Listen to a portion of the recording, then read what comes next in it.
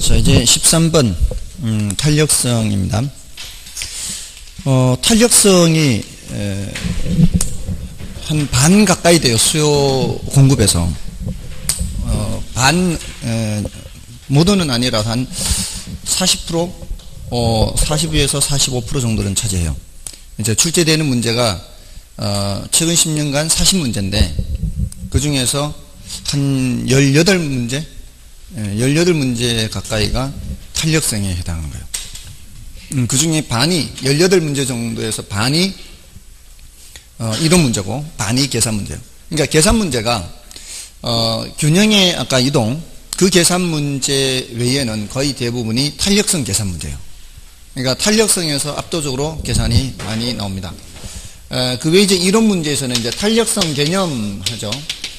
탄력성 개념 해서 이거는 수량 변화의 크기 정도라 그랬죠. 수량이 얼마나 많이 변하는지 적게 변하는지. 그래서 이제 수량이 변하긴 변하는데 가격에 따라서 수량이 변할 수도 있고 소득에 따라서도 변할 수가 있고 또 다른 재화 가격에 따라서도 수량이 변할 수가 있으니까 그 종류에서 기억해야 될 게 소득 탄력성과 교차 탄력성에서는 이게 0보다 크냐 작으냐에 따라서 정상제냐 열등제냐 대체제냐 보완제냐 이걸 이제 구별을 하는 문제가 있죠. 자, 이걸 이제 구별을 해야 되고요. 다음에 그 탄력성의 응용이죠, 응용. 여러 가지 이제 주제가 나오잖아요. 그 중에서 탄력성 하면서 총수입 또는 판매 수입 이런 말이 나오면은 뭘 그려야 돼요? 이렇게 이제 우하향하는 직선을 그려서 한 가운데를 중심으로 위가 탄력 구간, 비탄력 구간. 이건 탄력 구간, 여기가 비탄력 구간이죠. 탄력 구간에서는 가격을 낮춰야 되고 비탄력 구간에서는 가격을 올려서 판매 수입을 증가시킨다. 또는 총수입, 임대 수입 이렇게. 또 탄력성하고 조세기착, 조세라는 말이 나오면 어떻게 해요? 탄력성하고 조세라는 말이 나오면은 수탄이 더 큰지 공탄이 더 큰지를 봐서 수탄이 더 크면 수요자가 덜 부담, 공탄이 더 크면 공급자가 덜 부담. 이 얘기가 나와요. 세금 얘기가 나오면. 그래서 상대적 탄력도에 따라서 보는 거예요. 이거는 수탄만 보는 거잖아요. 이거는 공탄을 보지 않고 수탄만 보는 얘기는 상대적 탄력도를 보는 거예요. 또 거미집 모형에서도 수탄이 더 크냐 공탄이 더 크냐에 따라 수탄이 더 크면 수렴형, 공탄이 더 크면 발산형 이렇게 나오죠. 근데 이게 탄력성으로 나오지 않고 문제에서 기울기로 나오면은 기울기 절대값으로 바꾸어서 부등호 방향이 반대가 되어야 수렴형이 되든가 이제 발산형이 되든가 하는 거죠. 그러니까 그 주제가 거미집 모형이 있고 조세가 있고요. 판매 수입이 있고요. 그러니까 이런 주제별로 얘기를 할 수가 있고요. 또 조세와 관련해서도 또 정부가 조세를 부과했을 때 자원 배분 왜곡이 많이 발생하느냐 그렇지 않느냐 또는 경제적 순손실이라는 표현을 쓴다 그랬어요. 경제적 순손실, 자원 배분 왜곡, 그다음에 사회적 후생 손실, 효율성 상실 이게 다 같은 맥락의 의미라 그랬어요. 이게 많이 발생하는지 적게 발생하는지는 탄력성에 따라 달라진다 그랬죠. 비탄력적일수록 왜곡은 작아지고요. 완전 비탄력적이면 왜곡이 없다 이렇게 했고요. 자, 그거 이제 함께 기억하시면 되고요. 다음에 가장 어려운 게 탄력성과 그래프예요. 탄력성과 그래프. 이게 이제 비탄력적일수록 가파르잖아요. 비탄력적일수록 가파르다는 얘기는 가격 변화가 크다. 수량 변화는 작다. 그래서 공급이 증가할 때 수요가 비탄력적일수록 가격이 더 하락한다. 이렇게 하락하더라도 이것도 하락이고 이것도 하락이죠. 이럴 때 이제 제일 이제 헷갈릴 수 있다. 이제 완전 비탄력적이면 차라리 쉽죠. 완전 비탄력적이면은 균형량의 변화가 없고 완전 탄력적이면 균형 가격의 변화가 없죠. 그러니까 동시에 두 가지를 판단해야 되기 때문에 어렵다 그랬죠. 공급이 증가할 때 요거 한 가지 하고 수요가 비탄력 이 두 가지를 생각을 해야 되니까 그러니까 따로따로 생각하라 그랬죠. 공급이 증가할 때 하면은 가격은 하락은 하는 거야. 하락은. 근데 비탄력적일수록 하면은 가파를수록이니까 하락이 더 하락하는 거죠. 더 많이. 됐나요? 이렇게 따로따로 생각하면은 할 수 있다 그랬어요. 자, 이제 13번을 보시면은 부동산에 대한 수요와 공급의 탄력성을 설명한 것이다. 옳지 않은 것은 1번에 수요의 가격 탄력성이 1보다 큰 경우 가격이 하락하면 공급자의 판매 수입 얘기가 나오죠. 판매 수입 나오면은 제일 첫 번째 저거요. 그러면 1보다 큰 경우라 그랬잖아요. 1보다 크면은 탄력성이 위죠. 그래서 가격이 하락하면은 공급자의 판매 수입이 증가합니다. 그 다음에 어떤 재화의 가격 변화율에 대한 다른 재화의 수요의 교차 탄력성이 플러스이면 이 두 재화는 상호 대체제 관계에 있는 거 맞죠? 양수면 대체제, 음수면 보완제. 그리고 소득 탄력성이 양수면 정상제, 음수면 열등제 이렇게 되는 거죠. 그 다음에 공급 곡선이 비탄력적일수록 수요가 증가할 때 균형량이 덜 증가한다.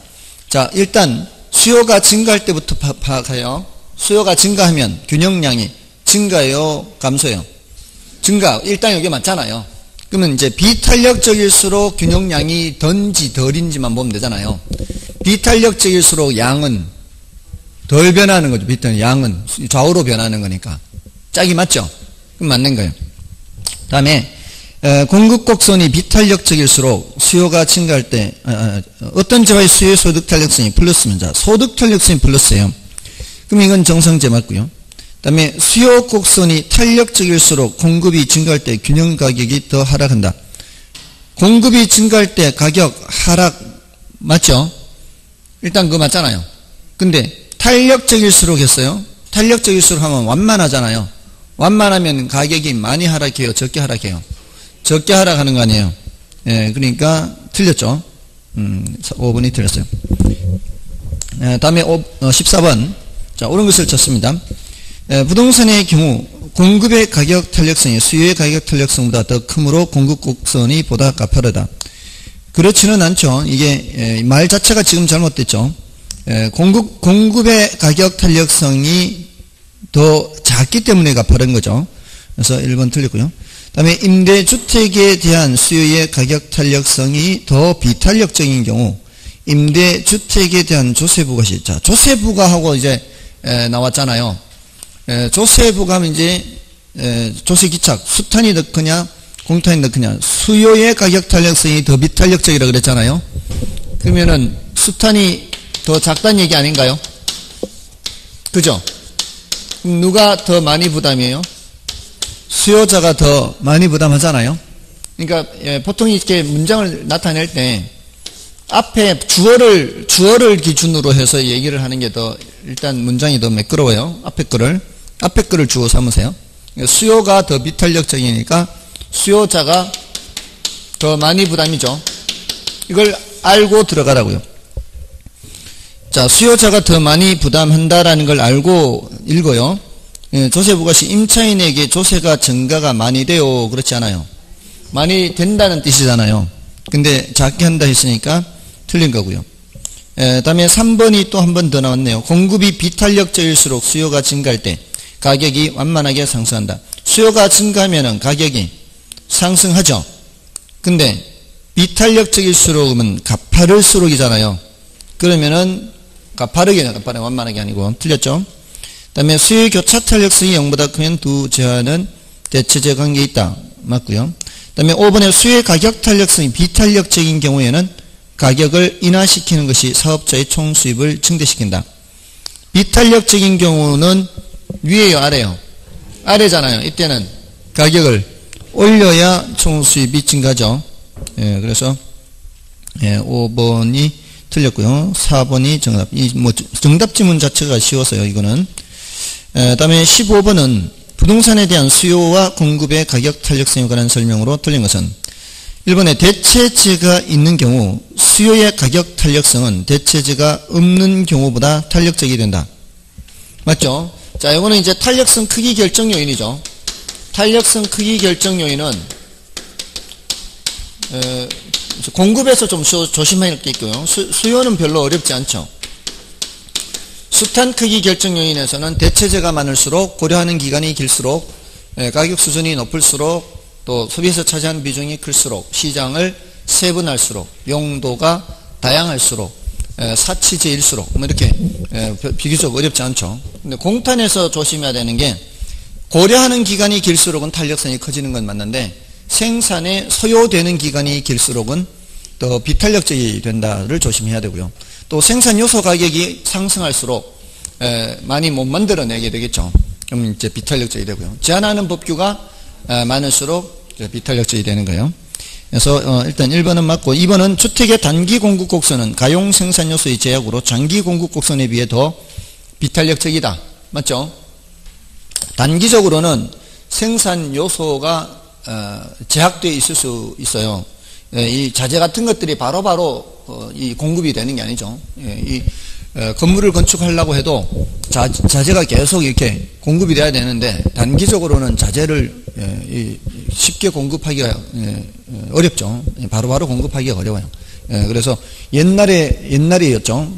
1990년대 초반 우리나라 주택 200만 호 건설인가요? 그 노태우 정권 들어서면서 그 200만 호가 쉽게 그렇게 건설되는 게 아니죠. 200만 호, 1년에 한 4, 50만 채 짓는 수준인데 200만 채를 짓는다면 이게 갑자기 되겠냐고. 이게 그 당시에 어떤 문제들이 많았는가 하면 이게 자재를 구할 수가 없는 거예요. 자재를. 그러니까 그 여러분들 그 모래가 필요하잖아요. 모래가 필요한데 이제 바닷모래 쓰는데, 바닷모래 쓰려면은 충분히 염분을 빼야 되죠. 그래서 저 이제 예전에 봤었는데, 인천의 그 월미도인가요?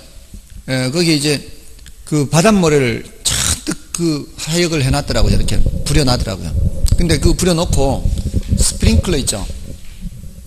이렇게 물 뺑뺑뺑 이제 돌아가면서 물을 계속 뿌리는 거죠. 스프링클러를 여기저기 이렇게 떠놓고 계속 이제 물을 뿌리는 거예요.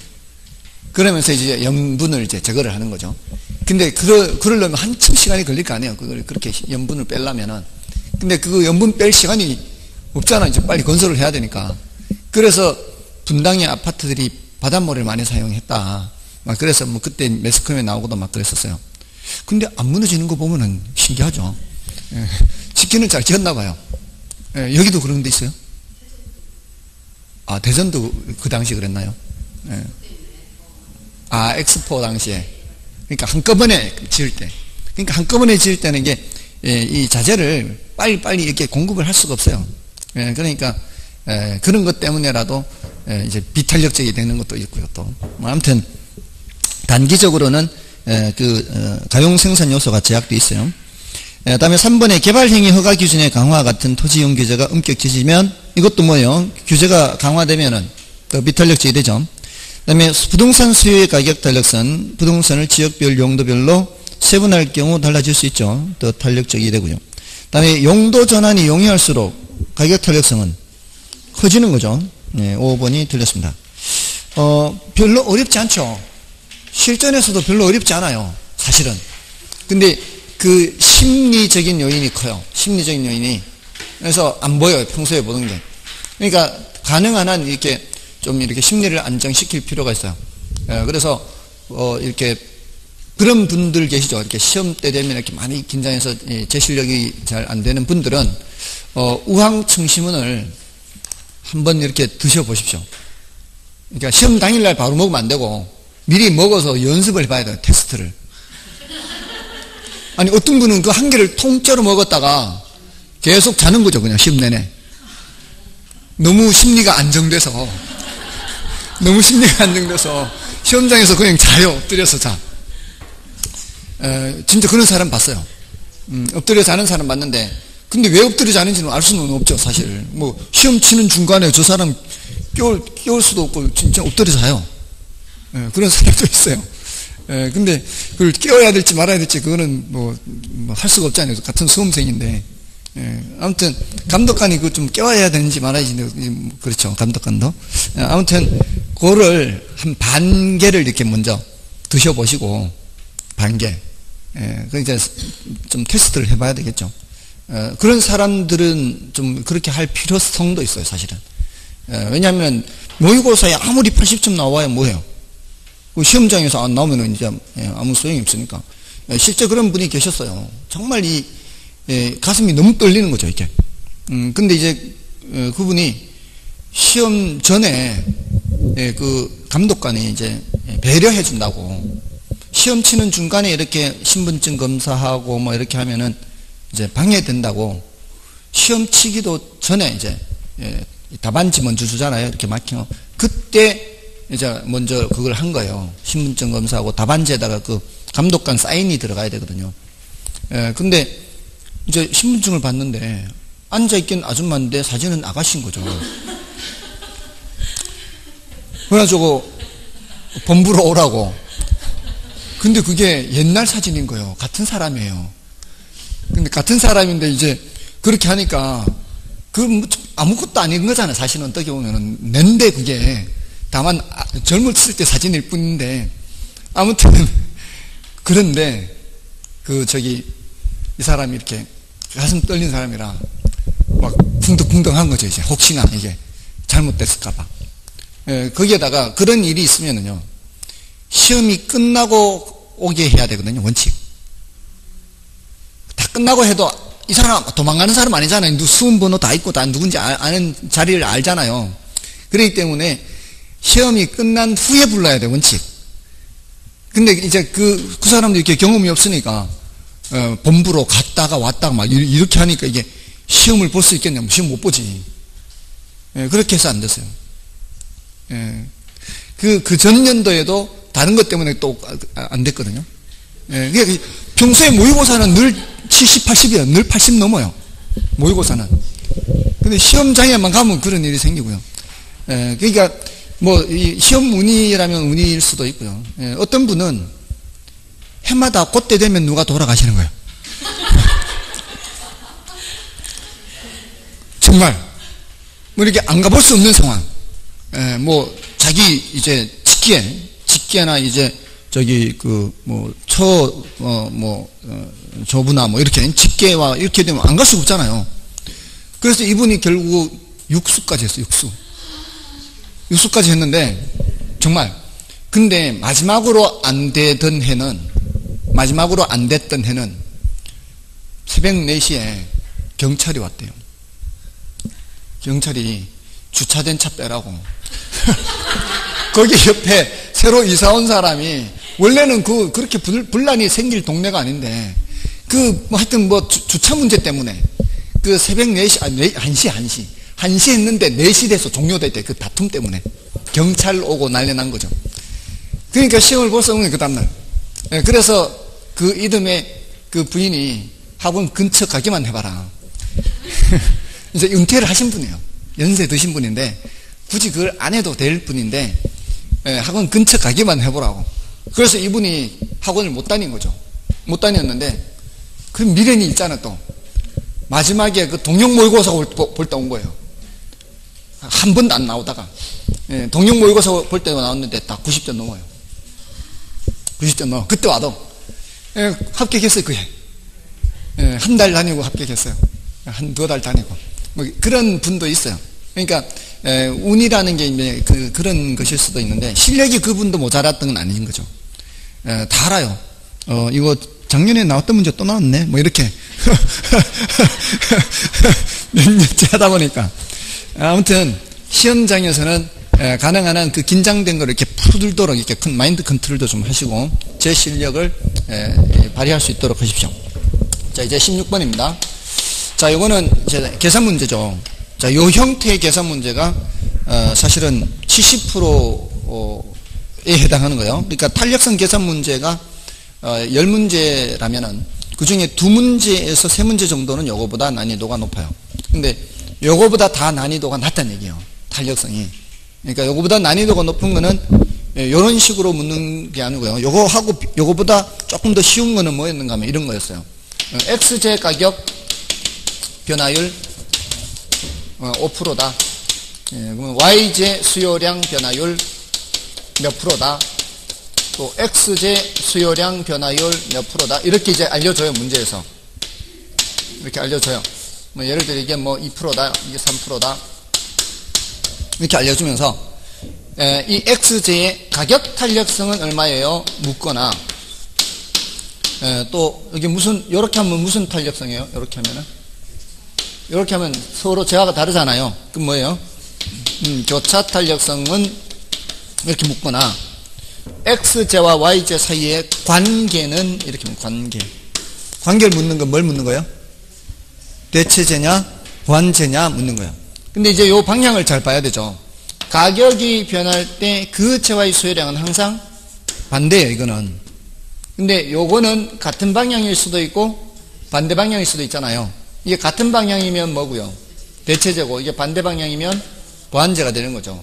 그러니까 2% 감소, 이렇게 말로 하면 2% 감소 이렇게 나와요.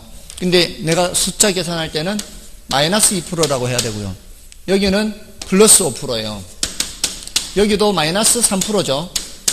단 같은 재화의 경우에는 절대값을 써서 나타내기 때문에 5%분의 마이너스 3% 절대값에서 0.6 이렇게 되는 거고, 여기는 그렇게 하면 안 되죠. 여기는 5분의 마이너스에서 마이너스 0.4 이렇게 하면서 보완제 이렇게 해요. 그러니까 이런 문제가 많았어요. 근데 이 문제 안 어렵잖아요. 그냥 이거 분모 분자 이렇게 하면 되는 거니까. 그러니까 이거보다 쉽다고, 16번보다 쉽다고, 이런 것들은. 이런 거 틀리면 말이 안 되는 거예요. 그죠? 예, 요거보다 어려운 거는 뭐 다른 이제 거를 질문하는 건데, 그거는 난이도가 높기 때문에 안 돼요. 이런 유형이 아니면은 패스하는 거죠. 예, 그거는 이제 2번 출제가 됐어요. 그렇게 난이도 높은 거는. 근데 이 16번은 뭐예요? 임대료 탄력성을 알려주고 있죠. 탄력성을 계산하는 게 아니라, 임대료 탄력성이 몇이에요? 0.3인가요? 소득 탄력성은 0.4인가요? 자, 이렇게 놓고 가격이 얼마나 변해요? 5% 상승이고, 소득은 10% 이렇게 증가하죠. 자, 그랬을 때 각각의 수요량 변화율을 계산한 전체 변화율을 묻는 거 아니에요? 전체 변화율을 묻는 거. 곱하기 하면 뭐는 나온다 그랬어요? 크기는 나온다 그랬죠. 곱하기 하면 크기는 그냥 간단하게 나와요. 방향만 정해 주면 되잖아요. 이거는 항상 반대라 그랬죠. 그러니까 이게 밑으로 내려와야 되고, 여기는 이게 양수잖아요. 양수니까 정상제니까 이거는 4% 증가, 같은 방향이란 말이에요. 그러니까 마이너스 1.5%와 플러스 4%이기 때문에 플러스 2.5% 이렇게 되는 거죠. 그래서 4번이 정답인가요? 다음에 17번은 다음은 부동산 시장의 특성을 열거한 것이다. 해당되지 않는 것은 몇 개인가? 자, 기억의 완전 경쟁시장. 이거는 해당되지 않죠. 지역시장성 포함되죠. 그 다음에 수급조절의 곤란 포함되고요. 시장의 비조직성 포함되고요. 거래 비공개성 포함되고, 상품의 비표준화성 해야 되죠. 이거는 포함되지 않죠. 매매 기간의 장기성 포함되죠. 이걸 다 찾아놓고는 답 없네 이렇게 하면 안 돼요. 좀 5개 해놓고는 이거 해당되는 거 5개 찾아놓고는 그렇게 하면 안 되고, 지금 해당되지 않는 것을 묻고 있잖아요. 그것도 2번 하면 또 안 되죠. 지난번에 말씀드렸죠. 그렇게 틀려봤기 때문에 제가 이렇게 문제 만들 때 늘 이렇게 만들어요. 1번 1개, 2번 2개 이렇게 안 해요. 꼭 이렇게 엇갈리게 해요. 그러니까 정신 바짝 차리고 해야 돼요. 너무 성급하게 하면 안 된다는 거죠. 그 다음에 18번 부동산 시장의 특성에 관한 설명 중 틀린 것은 1번 부동산 시장은 수요와 공급이 신속히 조절되는 경우가 많다. 예, 틀렸고요. 1번이 바로 틀렸네요. 2번에 부동산의 유행에 따른 특성에 의해 세분되는 경향이 있고요. 그 다음에 부동산 시장 국제화군 지역화, 그 다음에 거래와 관련된 정보가 공개되지 않거나 불안정한 경우 많고요. 다른 재화에 비해 법적 규제나 제한이 많다. 그렇죠. 그 다음에 19번 부동산 시장의 효율성에 관한 설명으로 틀린 것은 부동산 시장은 여러 가지 불안전한 요소가 많더라도 할당 효율적 시장이 될 수 있다. 가능하죠. 초과 이윤의 크기와 정보비용 또는 기회비용의 크기가 같다면 할당 효율적 시장이 될 수 있고요. 그 다음에 강성 효율적 시장은 공표된 정보는 물론이고 아직 공표되지 않은 정보까지도 시장 가치에 반영되어 있는 시장이므로 이를 통해 초과 이윤을 얻을 수 없다. 어떠한 경우에도 초과 이윤을 얻을 수 없죠. 그 다음에 강성 효율적 시장은 완전 경쟁 시장의 가정에 가장 근접하게 부합되는 시장이다. 맞죠? 자, 이걸 이제 이 문장을 보면은 완전 경쟁 시장이 달성하기가 더 어렵다는 뜻일까요? 강성효율적 시장이 달성하기 더 어렵다는 뜻일까요? 완전 경쟁 시장이 달성하기가 더 어렵다는 의미죠. 다음에 약성효율적 시장에서는 현재 가치에 대한 과거의 역사적 자료를 분석하여 정상 이윤을 초과하는 이윤을 획득할 수 있다. 없잖아요. 이게 보다 우수한 정보라야 되는데 이거는 보다 우수한 정보가 아니죠. 그 다음에 5번 준강성 효율적 시장은 과거의 추세적 정보뿐만 아니라 현재 새로 공표되는 정보가 지체 없이 시장 가치에 반영되므로 공식적으로 이용 가능한 정보를 기초로 기본적 분석을 하여 투자해도 초과 이윤을 얻을 수 없다. 그렇죠. 5번은 맞고요. 정답은 4번이고요. 다음에 20번 부동산 정보와 시장과의 관계를 잘못 설명하고 있는 것은 1번 부동산 투기가 성립되는 것은 시장이 불안전하기 때문이라기보다는 할당 효율적이지 못하기 때문이다. 맞죠? 1번은 맞고요. 그 다음에 2번 준강성 효율적 시장에서는 기술적 분석으로 초과이익을 얻을 수 없다. 기술적 분석으로는 어떤 시장에서도 초과이익을 얻을 수가 없죠. 2번 맞고요. 그 다음에 효율적 시장은 본질적으로 제품의 동질성과 상호 간의 대체성이 있는 시장이다. 이건 뭐 주식시장 생각하시라 그랬었고요. 그 다음에 부동산 시장도 정보 비용의 크기와 초과이윤의 크기가 동일하다면 할당적 효율성이 달성될 수 있죠. 가능한 얘기고요. 그 다음에 할당 효율적 시장에서는 부동산 거래의 은밀성으로 인해 부동산 가격의 과소평가 또는 과대평가 등 왜곡 가능성이 높아진다. 자, 이게 틀렸죠. 할당 효율적이라는 것은 그만큼 효율성이 달성되는 시장이죠. 실질적으로 초과이익을 얻을 수 없기 때문에 거래가 은밀하게 이루어지지 않습니다. 딱 정보가 공개되어 있고요. 그 공개되어 있다는 정도가 초과이익을 얻을 수 없는 정도로는 다 공개가 되어 있다는 얘기죠. 그래서 5번이 틀렸고요. 그 다음에 21번부터 이제 거미집 모형까지 23번까지 경기 변동에 대한 겁니다. 자, 틀린 것을 이제 묻고 있는데요. 건축 허가량을 알면 경기 순환 국면을 예측할 수 있고 그 허가량은 자재별, 용도별, 연면적별로 파악할 수 있다. 가능하죠. 여기서 건축 허가량 해서 뒤에 예측할 수 있고 이렇게 되어 있는 것은 이게 바로 선행지표이기 때문에 가능한 얘기죠. 허가량이라든가 또는 택지 분양 실적 이런 것들 있죠. 그런 것들은 뭐라고 보는 거예요? 선행지표다 이렇게 볼 수가 있는 거죠. 다음에 부동산 경기란 주로 건축 경기를 말하는 것이며 공업, 상업, 주거용 건축 경기 중 상업용 건축 경기가 중심이 된다. 이거 틀렸죠? 주거용 건축 경기가 중심이 되는 겁니다. 그 다음에 3번에 부동산 경기는 상후, 하회 국면이 순차로 순환한다. 맞죠? 그 상후, 하회의 요 순서를 얘기를 할 때는 요 순서를 지켜야 되고요. 물론 상향이 제일 앞에 나와야 하는 것은 아니고 이게 순환하는 거니까 다른 게 제일 앞에 나와도 관계는 없지만 순서는 지켜야 되고요. 그 다음에 경기 순환의 측정 지표의 하나로 거래량이 있으며 이것은 현재의 경기 상태를 알 수 있게 하는 동행 지표로서 수요 지표에 해당한다. 자, 1번의 건축 허가량은 뭐였어요? 선행 지표였죠. 근데 요거는 이제 이 동행 지표고 후행 지표는 건축 완공량이에요. 완공량은 후행 지표라 그래요.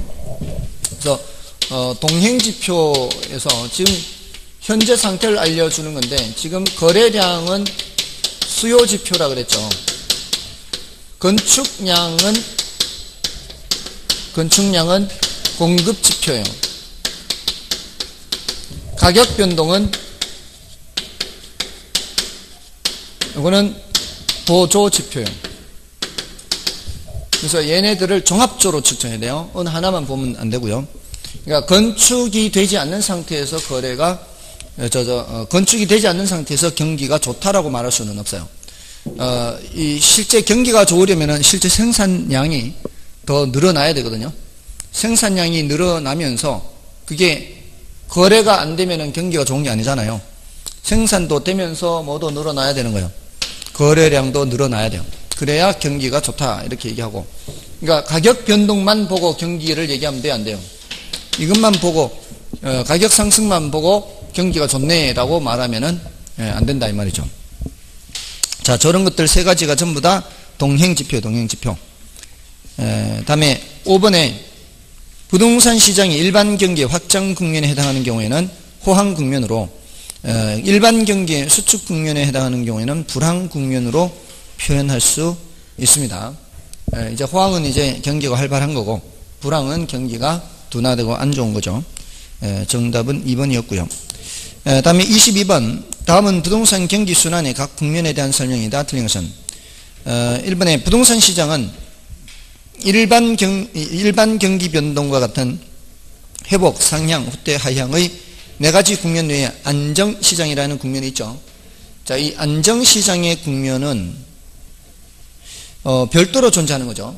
이거는 따로 존재하는 겁니다. 그래서 불황에 강한 부동산이라고 해서 도심지 점포라든가 소규모 주택이 있죠. 그런 것들 생각하시고요. 그 다음에 상향시장에서, 회복시장에서 직전 국면 저점의 거래 사례 가격은, 자, 회복이니까 저점을 찍고 올라가는 단계죠. 현재 시점에서 새로운 거래 가격에 하한이 되는 경향이 있다. 맞죠? 찍고 올라가는 거니까. 요 회복에서는 뭐를 집어넣어도 될 수가 있어요. 기준이란 단어를 집어넣을 수도 있죠. 기준 가격이 되거나 하한이 되는 경향이 있다. 이렇게. 근데 상향으로 가버리면 아니죠. 상향으로 올라가 버리면 그때는 뭐만 얘기해야 돼요? 하한만 얘기해야 돼요. 그래서 상향 시장에서 매도자는 가격 상승을 기대하여 거래 성립을 미루려는 반면 매수자는 거래 성립 시기를 앞당기려 하는 경향이 있죠. 그래서 맞고요. 그 다음에 4번에 후퇴 시장에서 직전 국면 정점의 거래 사례 가격은, 자, 후퇴니까 이제 정점을 찍고 내려가는 거 아니에요. 그래서 거래 사례 가격은 현재 시점에서 새로운 거래 가격에 상한이 되는 경향이 있죠. 여기도 뭐는 넣을 수 있어요? 기준을 넣을 수는 있습니다. 그 다음에 하향 시장의 경우 종전의 거래 사례 가격은 새로운 매매 활동에 있어 가격 설정에 상한이죠. 밑으로 내려가는 거니까 상한이 되는 경향이 있습니다. 그래서 요거는 틀린 편이고요.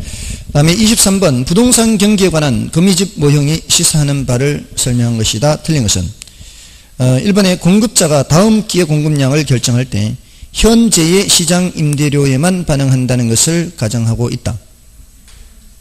거미집 모형은 공급자들은 그렇게 의사결정하죠. 다음 기의 공급량을 결정할 때는 지금 임대료만 보고 결정을 합니다. 그 다음에 이번에 단기적으로 가격이 급등하게 되면 건물 착공량이 증가하게 되는데 공급 물량이 막상 시장에 출하되면 오히려 공급 초과가 되어 침체 국면에 접어든다는 것이다. 맞죠? 2번 맞고요. 현실적으로 부동산 가격이 변동하면 부동산 수요는 즉각적으로 영향을 받지만 부동산 공급은 일정한 생산 기간이 경과한 후라야만 변동이 가능하다. 그렇죠? 이게 이제 농산물하고 이제 비슷한 그런 성격을 갖기 때문에 원래 거미집 모형을 농산물, 축산물 파동 설명에 그런 걸 설명하는 이론이었지만 부동산에도 적용을 할 수가 있는 거죠. 다음에 거미집 모형의 안정 조건 수렴형은 수요 곡선의 기울기 절대값보다 공급 곡선의 기울기 절대값이 클 때 나타난다. 수기절보다 공기절이 더 클 때, 자, 수요 곡선의 기울기 절대값, 기울기 절대값으로 나타낼 때는 탄력성과 부등호 방향이 반대죠. 수탄, 공탄이 이렇다는 얘기잖아요.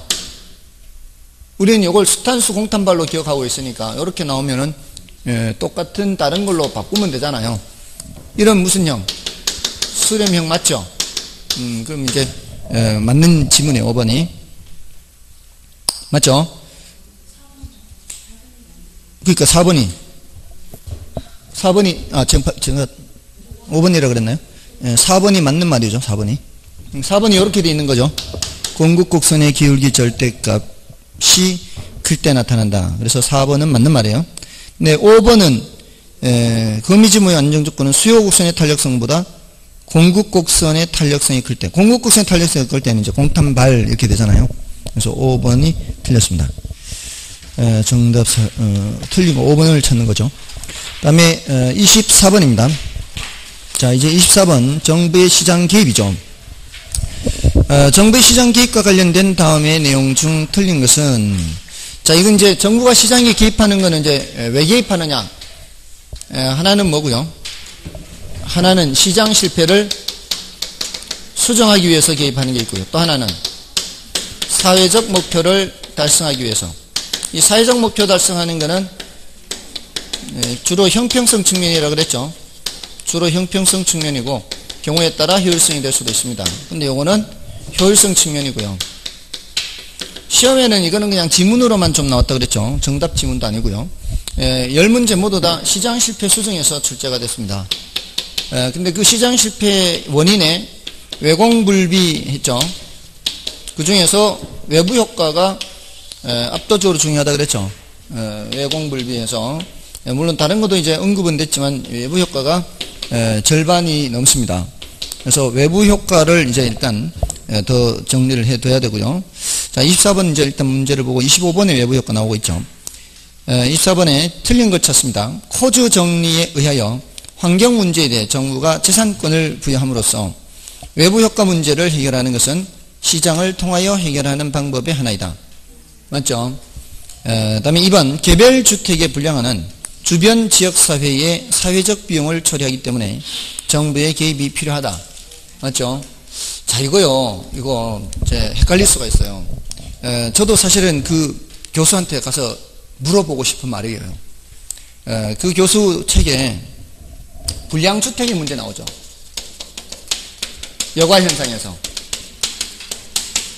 여가현상에서 불량주택 문제 나오잖아요.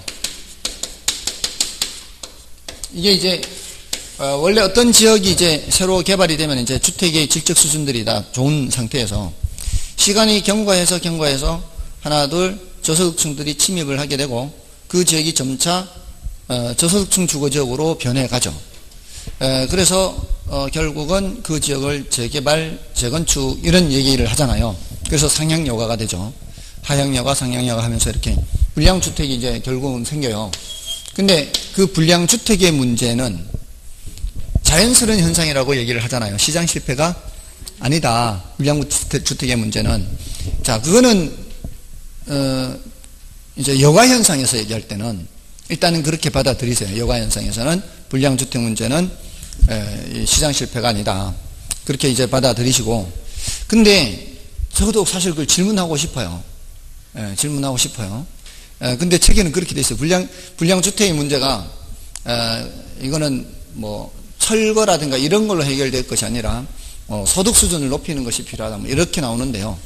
아무튼 불량주택의 문제는 그런 식으로 일단 받아들이시고요. 이런 식으로 이제 시장 실패에서 개별주택의 불량화가 안 좋은 영향을 미칠 수 있으면 그때는 누가 개입할 필요성도 있다. 정부가 개입할 필요성이 있다. 여기서는 이제 옳다라고 일단 그 체크를 하셔야 돼요. 이게 이제 단원이 다른 단원인데 사실은 제가 질문하고 싶은 게 바로 그거예요. 그런 부분들. 이 경제학적인 표현으로 봤을 때는 분명히 부의 외부가 발생한다라고 봐야 되거든요. 근데 불량주택의 문제는 시장 실패가 아니다라고 명시적으로 그렇게 돼 있어서 도대체 이걸 어떻게 해석해야 되느냐. 경제학을 공부한 입장에서는 그래요. 그거는 이제 부동산학에서는 어떻게 설명하길래 이렇게 책에 표현을 했습니까? 질문하고 싶은 내용이에요. 아시겠죠? 이거는 이제 오해를 하지 마시고요. 다음에 3번에 비대칭 정보 또는 불완전 정보로 인해 자원 배분이 비효율적이 될 수 있으므로 정부의 개입이 필요하다. 이거는 외공불비 했잖아요. 비대칭 정보, 불완전 정보. 다음에 불완전한 경쟁으로 인해 재화의 가격이 기회비용을 반영하지 못함으로 인해 시장 실패가 발생한다. 뭔 소린지 모르면 넘어가면 돼요. 근데 요 기회비용을 반영하지 못함으로 이게 좀 어려운 표현이에요, 사실은. 다음에 부의 외부 효과는 사회가 부담하는 비용을 감소시키므로 정부의 개입이 필요하다. 자, 이게 사회가 부담하는 비용을 감소시키는 게 아니라 증가시키는 거죠. 그래서 5번은 틀렸다 이렇게 볼 수 있죠. 자, 그 4번이 어떤 의미인가 하면은요. 안전 경쟁과 불안전 경쟁의 차이는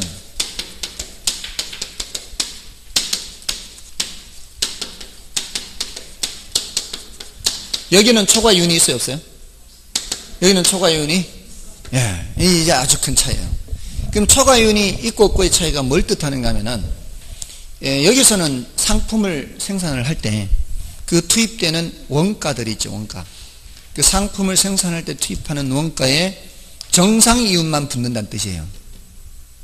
그게 그 상품의 기회비용만큼의 기회비용. 이 어떤 원자재가 이쪽 상품을 만들 때 투입되든 저쪽 상품을 만들 때 투입되든 원가는 똑같을 거 아니에요. 이 원가는. 근데 어떤 회사가 그 원가를 이용해서 정상이윤을 얻지 않고 훨씬 또 높은 이윤을 얻는다는 얘기는 지금 여기에 뭔가 엄청난 초과이윤이 발생하고 있다는 얘기예요. 그 소리는 이 물건을 사람들이 그만큼 많이 좋아한다는 뜻이거든요. 그러면은 그 많은 사람들이 좋아하는 물건이라면 더 많이 생산돼서 더 싸게 공급이 되어야 그게 수요자들이 더 만족을 얻고 자원이 더 효율적으로 배분된다라고 볼 수 있거든요. 근데 지금 굉장히 높은 이윤을 얻고 있다는 얘기는 그만큼 많이 생산이 안 된다는 얘기예요. 그만큼 이쪽으로 자원이 덜 흘러 들어오고 있다는 뜻이에요. 그게 이제 자원 배분의 비효율을 의미하는 거예요. 그러니까 가격이 딱 기회비용만큼 형성이 되어야 그게 자원 배분이 효율적인 거예요.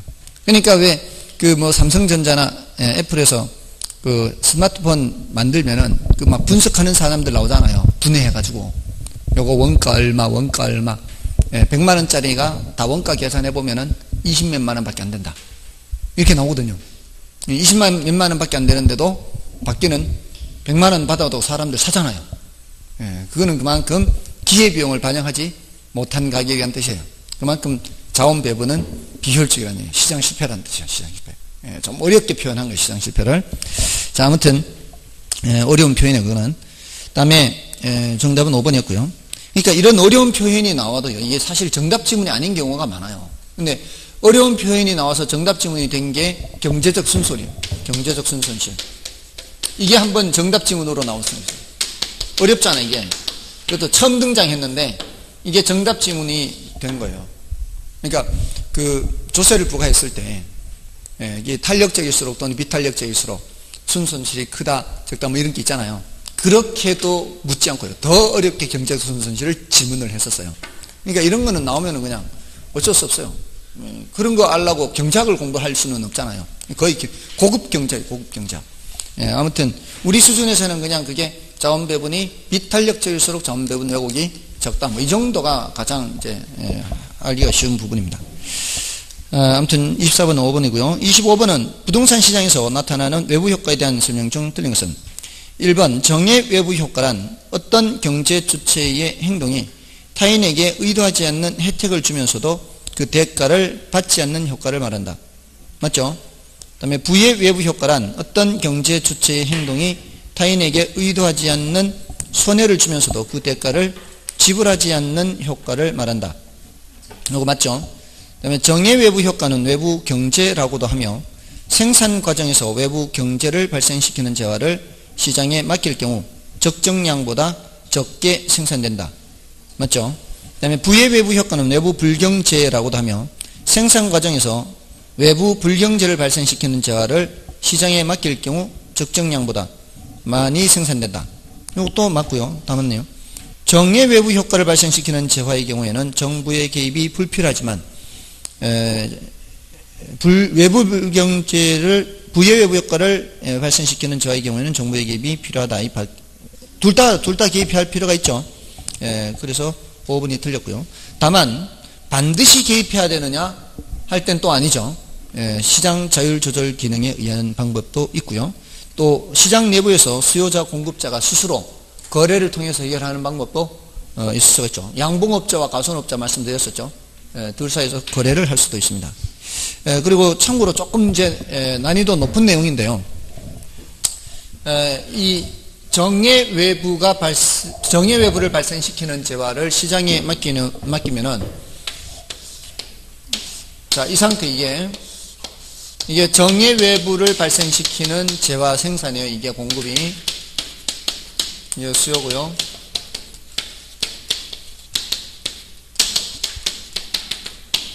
이거를 정부가 개입하지 않고 시장에 그대로 둔 상태라고 생각해 보세요. 지금 이 상태가. 이 상태가 정부가 개입하지 않은 상태예요. 그럼 이 생산량이, 요 생산량이 적정량보다 많은 양이에요? 적은 양이에요? 적정량보다 적은 양이에요. 이럴 때는 주로 뭘 한다 그랬어요? 개입을 한다 그랬죠? 개입을 해서 주로 어떻게 한다 그랬어요? 보조를 한다 그랬어요. 보조. 보조를 하게 되면 어떻게 돼요? 더 많이 생산되도록 하는 거 아닌가요? 그러면 공급곡선이 더 오른쪽으로 이동해서 생산자한테 보조를 하니까 더 많은 양이 생산되겠죠? 그럼 이게 뭐예요? 이게 적정량, 이게 적정량이 되는 거예요. 적정량이. 그러면서 가격이 이제 내려가겠죠? 맞나요? 그러니까 조금 어렵게 질문할 때 이렇게 질문할 수가 있어요.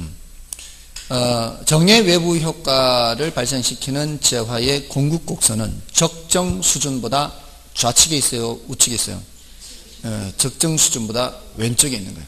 그러니까 적정량보다 적게 생산되는 거예요. 그럼 반대로 부의 외부 효과를 발생시키는 재화를 시장에 맡길 경우에는 적정 수준보다 오른쪽에 있어요. 그러니까 어떻게 해야 돼요? 규제를 해서 왼쪽으로 이동시켜야 되는 거죠. 됐나요? 그렇게 질문하는 거는 좀 더 난이도가 높게 질문하는 겁니다. 자, 됐고요. 그 다음에 이제 26번은 좀 쉬고 하겠습니다.